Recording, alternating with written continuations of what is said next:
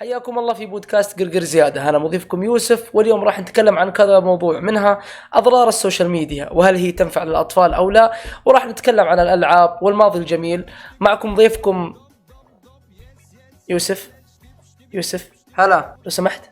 بدينا. قاعد معلش قاعد أقدمك والله. الجوال والسماعة لو سمحت. دقيقة بس.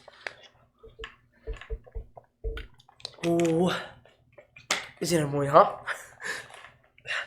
معلش. تمام. ضيفنا اليوم يوسف، صانع محتوى ومشهور في اليوتيوب والإنستغرام والسناب شات والتيك توك. ما صمت الجوال.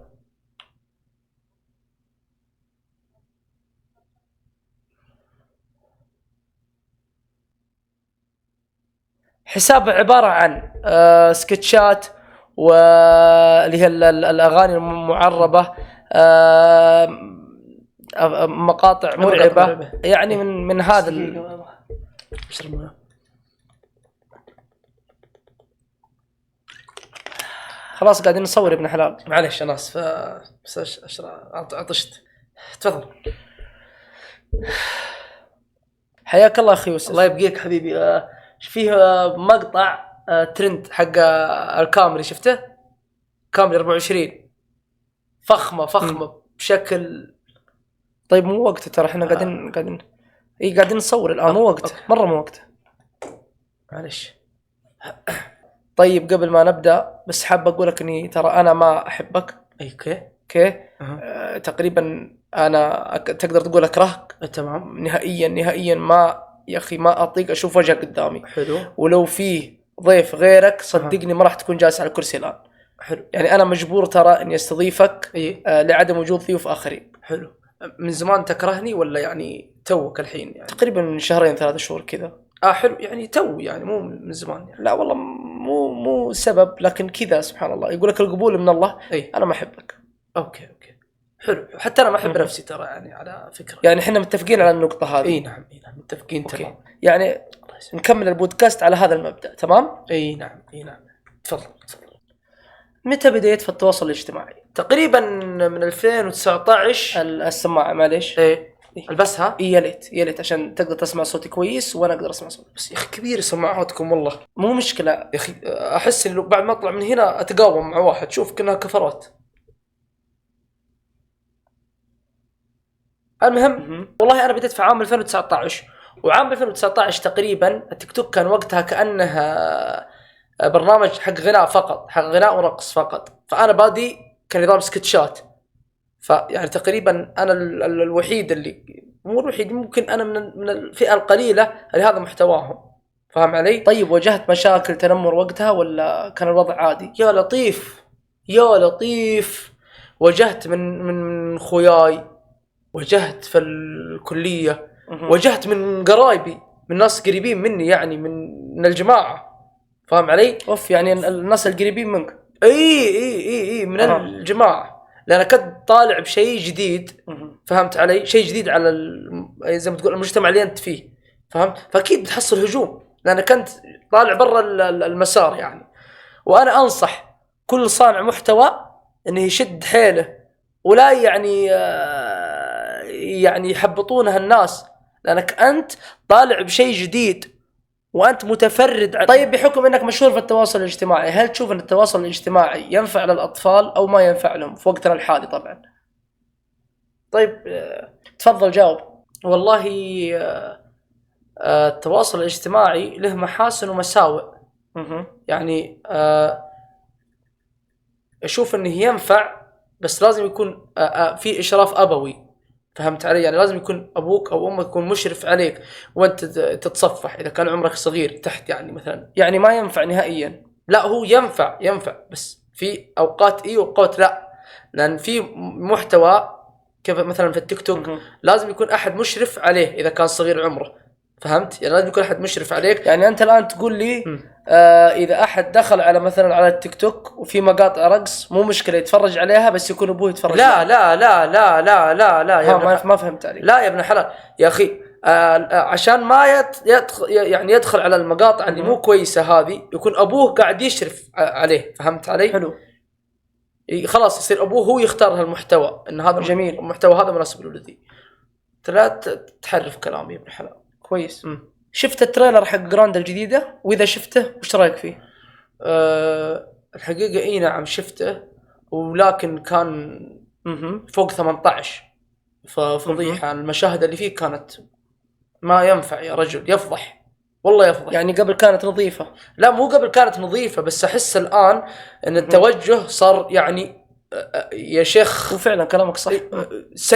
سيء فهمت علي؟ توجههم صار سيء مرة، يعني صار فيه فوق 22 مو فوق 18 يعني. والمشكلة اللعبة هذه أغلب يلعبونها ترى أطفال، لأنها لعبة سيارات وما سيارات من الكلام هذا. مرة ما في مقارنة بينها وبين الألعاب اللي كانت تنزل زمان. ألعاب زمان كانت يركزون على القصة، يركزون على فعلا أنا بالنسبة لي كانت لعبتي المفضلة درايفر حقت سوني 1 اللي هي الجزئين. أوه درايفر كانت مجنونة من يعني لعبة بطلة. درايفر أفضل لعبة في التاريخ. إيه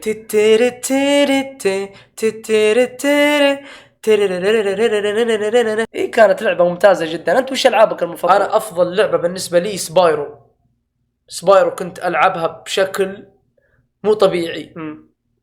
وكمان سبايرو التنين بنفسجي ذا. ايوه الجزء الثالث يا اخي. وش افضل جزء عندك؟ الثالث كانت اجن لعبة مرت علي في التاريخ. الى هذا اليوم يوم اشوف اللعبة ذي يا شيخ ذكريات صدمة فلاش باك كذا تجيني كذا في مخي. فاهم؟ لعبة يا شيخ يشهدها الماضي والحاضر، كذا نظيفة ما فيها اشياء وسخة، كذا القصة حلوة، اسلوب اللعب حلو، كل شيء حلو. خلنا نبحث عنه. ابحث والله يا شيخ لعبة اسطورية.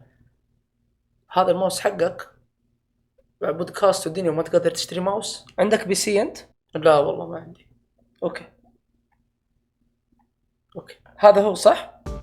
الموسيقى اسمع الموسيقى حقته يا شيخ. فعلا الالعاب كانت نظيفة يعني زمان ما كان فيها يا شيخ كانت نظيفة ما فيها القرف. والله العظيم اتفق معك الجديدة يمي بالله. يعني شوف اللعبة من يوم تبداها لين تنتهي منها ما فيها إيحاءات، ما فيها أشياء وسخة، ما فيها عنف، ما فيها دموية يا شيخ. تحفة فنية. شفت الفيديو حق المجنون اللي صدم الناس في الممشى قبل كم يوم؟ هيات تفضل.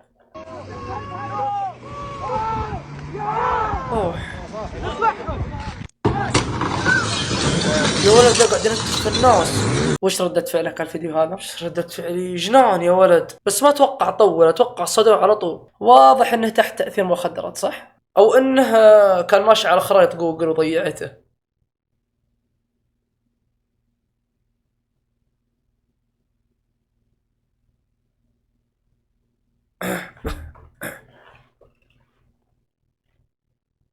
بعدين تموت القلب المخدرات. خطيرة المخدرات. يعني أذكر قبل كم سنة صار موقف قدامي، حرمة كبيرة في السن توفت في المستشفى، وكانوا أولادها وبناتها يبكون، وفيه واحد من أولادها يعني استغفر الله العظيم يعني كان متعاطي، يعني كان يتعاطى حبوب كثير، وكل عيالها يبكون إلا ذا، يعني استغفر الله العظيم يمشي في الشارع ويكلم ظله. يعني استغفر الله العظيم موقف كان يعني محزن بشكل مو طبيعي. يعني أولادها كانوا جالسين يبكون جوة المستشفى، هو جالس برا يكلم الجدار. يمكن مضيع الغرفة يسأله.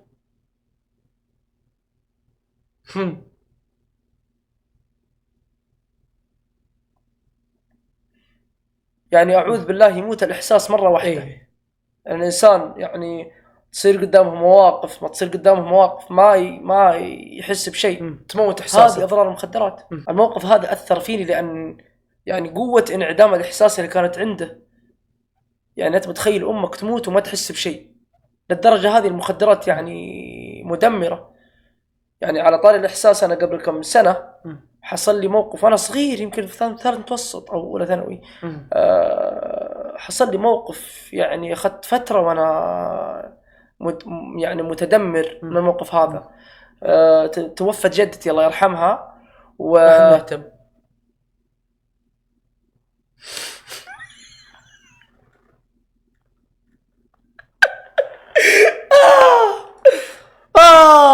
صدمتك.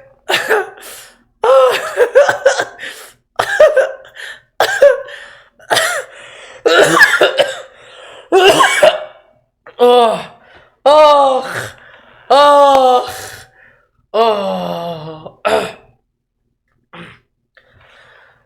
أيوه أسلم، تفضل أسلم. تشوف أن أفضل شيء لليوتيوبر إنه يصور الحالة ولا يدخل كلانات؟ كلانات ايش يعني؟ كلانات نفس باور نفس فالكون من الكلام. اوكي. لا انا اشوف ان اليوتيوبر الحالي افضل بمراحل. لان اليوتيوبر الحالي يقدر يبدع. مع الكلانات يطيح مستواه شوي. يعني انت الان تقول ان اليوتيوبر الان اذا كان مبدع ودخل كلان ينزل مستواه؟ مو بالضرورة، لكن اليوتيوبر خلاص هو كان متعود على نظام اني انا الحالي ابدع وامنتج واحاول اجيب افكار جديدة. جميل. اذا صار مع كلان يصير خلاص يعني فهمت معتمد على اداء الكلان معاه، يصير يطيح مستواه ينزل مستواه لين يصيرون متناسبين في المستوى. لكن يبي يكون الحالة خلاص يطير الحالة، لانه يبدا يبتكر افكار جديدة، يبدا يخلي محتواه يولع وزي كذا. واذا دخل مع الكلان ما راح يكون الكلام هذا كله موجود، لانهم خلاص ادارتهم واحدة، فكرتهم واحدة. فهمتوا علي؟ فهذا الشيء اللي انا اقصد. يعني انت لو جاتك فرصة في المستقبل ما راح تدخل كلان؟ والله على حسب الكلان. اذا كان كلان يعني مبدع عندهم افكار. جميل. وش خطتك للمستقبل؟ خططي للمستقبل والله ما ابغى افصح عنها. عندي خطط كبيرة يعني للسنة هذه والسنة الجاية، لكن ما ابغى يعني افصح عنها. كل شيء في وقته حلو يعني. هذا اللي انا يعني معتمد عليه، اني انا ما احب افصح عن الخطط اللي انا يعني اكون عديتها مسبق. طيب قول ما عندي خطط وخلاص. لا عندي خطط يا ابن حلال. انا بكذب عليك ليش؟ لا، طريقة كلامك هذه كلام واحد ما عنده خطط مستقبلية. لا يا ابن حلال عندي خطط الله يسعدك. عندي خطط بس انا ما ابغى يعني يعني اطلعها للناس. تمام، الله يستر علينا عليك. الله يستر عليك. شكرا لك، شكرا لكم على متابعتكم لهذا البودكاست.